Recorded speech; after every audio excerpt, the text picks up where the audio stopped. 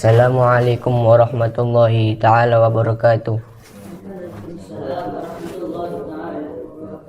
Alhamdulillah wassalatu wassalamu ala rasulillah Sayyidina Muhammad ibn Abdillah wa ala alihi wa sahbihi wa man wala wala hawla wala quwata illa billah, amma ba'd. Yang saya hormati para hadirin yang datang di acara dialog ini, wabil khusus kepada guru kita bersama, Amuna Kiai Haji Lutfi Basori. Semoga Allah Subhanahu wa Ta'ala memperlancar rezeki beliau, memperpanjang umur beliau, dan dimudahkan jalan dakwah beliau. Amin amin ya rabbal alamin. Yang pertama-tama, marilah kita panjatkan puja dan puji syukur kita atas kehadirat Allah Subhanahu wa Ta'ala, atas nikmat-nikmat yang diberikan. Yang pertama, nikmat Islam, nikmat iman, dan nikmat kesehatan, sehingga kita bisa berkumpul di acara dialog di pagi ini. Alhamdulillahirabbil alamin. Yang kedua kalinya, salawat serta salam kita lantunkan kepada junjungan besar kita, Nabi besar kita, Nabi Muhammad sallallahu alaihi wasallam. Allahumma sholli ala Muhammad. Semoga dan kita yang senantiasa bersalat kepada beliau kelak di yaumul kiamah nanti, Rasulullah bisa memberikan syafaat kepada kita. Amin amin ya rabbal alamin. Langsung saja di acara dialog di pagi hari ini, temanya adalah tentang ulama. Nah, yang pertama, apa sih definisi ulama itu? Yang pertama, orang yang mendalami ilmu agama. Yang kedua, lalu mengamalkannya karena takut kepada Allah Subhanahu wa Ta'ala, lalu mengajarkannya kepada masyarakat, entah itu masyarakat awam atau masyarakat yang tersesat. Lalu apa sih tugasnya ulama ini? Apakah mereka hanya seperti itu saja? Oh tidak. Ulama ini dikatakan al-ulama'u warasatu al-anbiya. Ulama itu adalah pewarisnya para nabi. Karena tugas mereka itu memang sangat mirip sekali dengan para nabi terdahulu. Yaitu para nabi kan dulu mendapatkan wahyu dari Allah Subhanahu wa Ta'ala, lalu memberitahukan kepada para kaumnya. Nah, seperti itu juga ulama, yaitu orang yang mempelajari ilmu agama lalu mengajarkannya kepada orang lain. Makanya disebutkan juga bahwa ulama ini artinya adalah alim, yaitu orang yang pintar dalam ilmu agama. Ya, seperti itulah definisi ulama. Seperti yang kita tahu, ulama pada zaman sekarang ini kan banyak sekali. Nah, apakah para ulama ini hanya mengajarkan ilmu saja? Ya, memang termasuk salah satunya seperti itu, yaitu mengajarkan ilmu. Tetapi para ulama ini sebenarnya sedang mengamalkan hadis Rasulullah SAW, yaitu apa? Disebutkan dalam hadis Rasulullah yang artinya, apabila anak Adam meninggal, terhapuslah amalannya kecuali 3 perkara, yaitu yang pertama sedekah jariyah, yang kedua ilmu yang bermanfaat bagi masyarakat, yang ketiga doa anak soleh. Nah, yang kedua inilah yang sedang diamalkan para ulama pada zaman sekarang atau ulama salaf terdahulu. Maksudnya apa? Nah, saya beri contoh. Jadi misalnya bila ada ulama salaf terdahulu yang ingin amalannya ini tidak terhapus atau tidak terputus, itu pada suatu saat dia mengarang kitab. Nah, apabila dia sudah wafat, lalu kitab yang dikarangnya ini ternyata dibaca oleh orang lain, lalu diamalkan oleh orang yang membaca karangannya, itu nanti pahala orang yang mengamalkannya itu akan tetap terkirim kepada orang yang mengarang kitab itu. Makanya banyak sekali ulama yang sedang mengamalkan hadis ini. Lalu bagaimana cara kita untuk menjadi para ulama? Nah, seperti yang kita tahu bahwa menjadi ulama tidaklah mudah. yaitu harus membutuhkan proses yang sangat lama, seperti mendalami ilmu agama, lalu mengamalkannya, serta mengajarkannya, sehingga tanggungannya itu sangat berat sekali di kalangan masyarakat. Apalagi masyarakatnya ini masih awam atau tersesat lah, seperti itu. Lanjut ke dalam tema tadi, bagaimana cara menjadi ulama? Yaitu kita harus memiliki niat yang bersih dalam hati kita. Karena apabila kita ingin menjadi ulama, tetapi niat kita hanya ingin dipuji oleh orang lain, niat kita hanya untuk mendapatkan pengakuan dari pemerintah, maka ilmu yang akan kita sebarkan kepada orang lain itu nanti tidak akan berpengaruh untuk masyarakat tersebut. Sehingga percuma kalau kita menjadi ulama, kalau ilmu yang kita sebarkan tidak bermanfaat untuk bagi orang lain.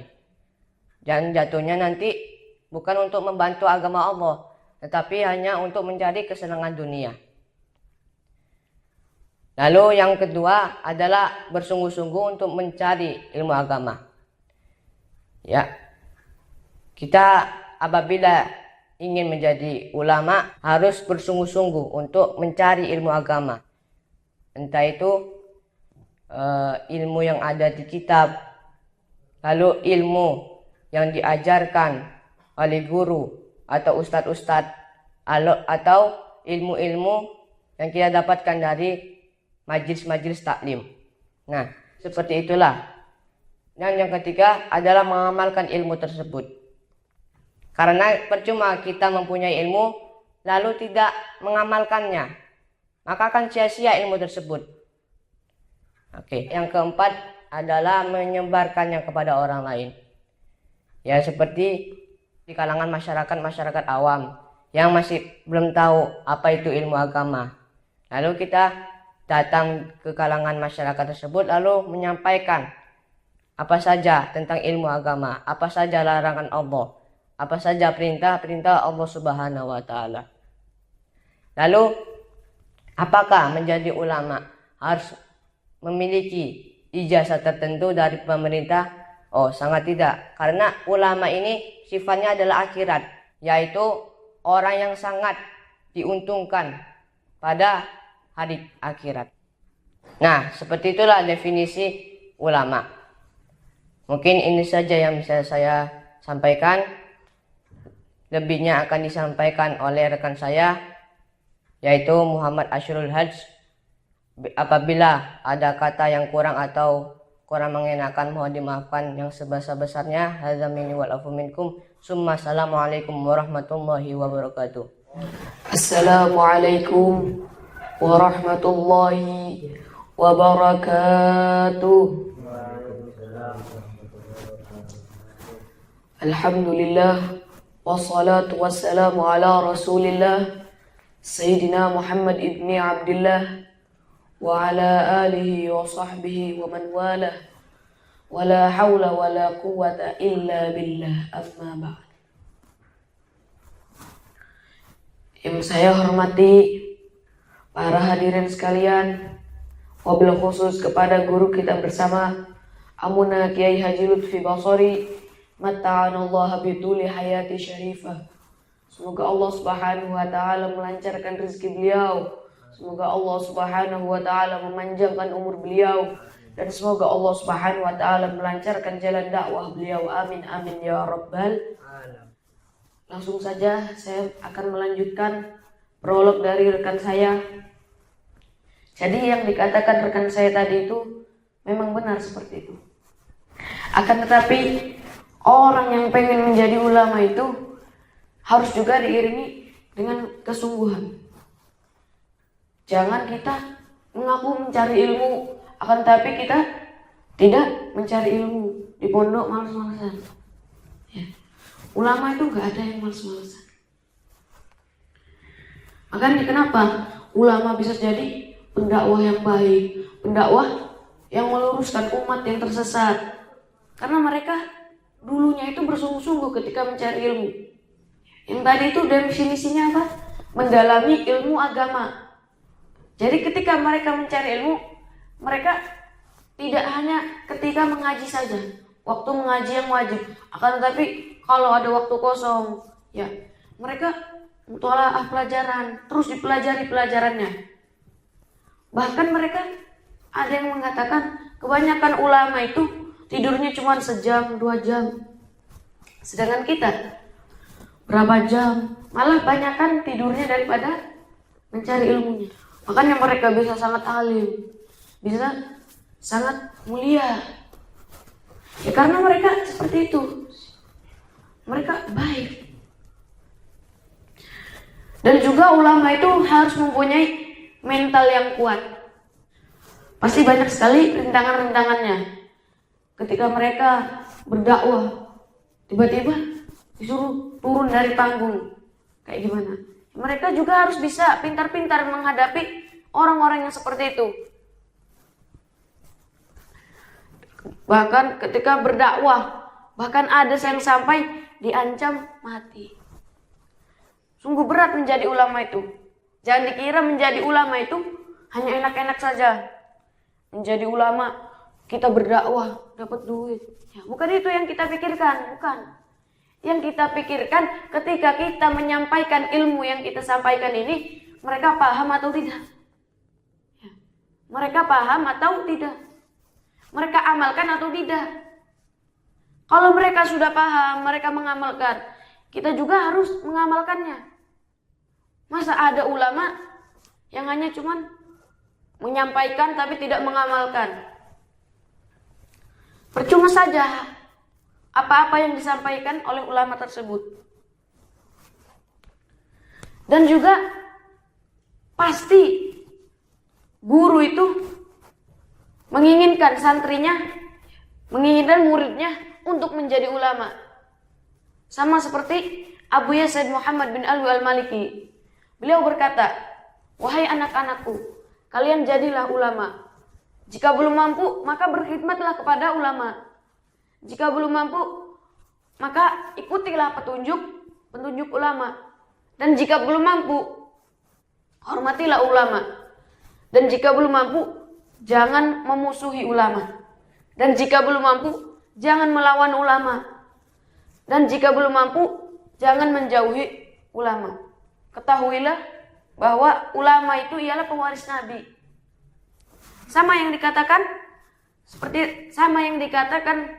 oleh rekan saya tadi, ulama ialah pewaris Nabi. Jadi jangan dibilang menjadi ulama itu cuma enak-enak saja. Menjadi ulama itu sungguh berat tanggung jawabnya. Mungkin ada ulama yang hanya menyampaikan, tapi mereka tidak mengamalkannya juga. Ya itu akan diperhitungkan di akhirat nanti. Dan juga menjadi ulama itu harus bisa beradaptasi dengan cepat. Ketika mereka ingin mendakwahi, misalnya mendakwahi di Pulau Papua. Di Pulau Papua sana itu kan kebanyakan mayoritasnya non-muslim. Ketika ada ulama yang ingin berdakwah di situ, mereka juga harus beradaptasi bagaimana perilakunya orang-orang sana. Kebiasaannya seperti apa?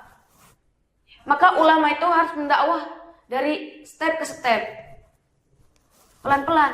Sama seperti Nabi Muhammad SAW. Nabi Muhammad SAW itu berdakwah tidak langsung terang-terangan, akan tapi sedikit demi sedikit. Mana yang terlihat seperti gampang didakwahi, gampang paham orang ini, maka kita dari situ, setelah itu terus tambah. Nah, itulah caranya menjadi ulama. Jangan dikira berdakwah itu langsung terang-terangan. Sampai Papua masa mau langsung ngomong Allah itu satu, Nabi Muhammad ialah utusan Allah. Apakah mereka percaya? Belum tentu. Karena orang-orang kafir itu, orang-orang yang non-Islam itu tidak mungkin langsung percaya bahwa Allah itu satu. Pasti ada pertanyaan-pertanyaan yang tidak masuk akal. Dan ulama juga harus bisa menjawab dengan logika yang pas. mereka juga harus mempunyai ilmu logika yang kuat. Karena ketika mereka menghadapi orang-orang yang non-Islam, ketika menghadapi orang-orang yang seperti itu, pasti mereka tidak mempan didakwahi dengan dalil. Ya, tidak mempan didakwahi dengan dalil. Pasti mereka, aku tidak percaya dah. Kalau mereka berkata, saya tidak percaya dalil, kita mau menjawab dengan apa? Makanya banyak sekali hal-hal yang wajib dipelajari oleh orang-orang yang ingin menjadi ulama, orang-orang yang ingin berdakwah. Ya, jadi tanggung jawab ulama itu banyak. Menjadi ulama itu tidak mudah. Dan ketika berdakwah, ketika kita sudah menjadi ulama itu tidak gampang. Makanya kita wajib mendalami ilmu-ilmu agama. Bahkan ilmu logika saja harus kita dalami. Karena apa? Untuk menghadapi orang-orang yang tidak percaya apa itu Islam. Mudah-mudahan Allah Subhanahu wa taala menjadikan kita ulama yang baik, ulama yang bijaksana, ulama yang memiliki ilmu yang diamalkan. Mungkin ini saja yang bisa saya sampaikan, kurang lebihnya mohon dimaafkan sebesar-besarnya. Wabillahi taufiq wal hidayah wa ridha an dinayah. Assalamualaikum warahmatullahi wabarakatuh.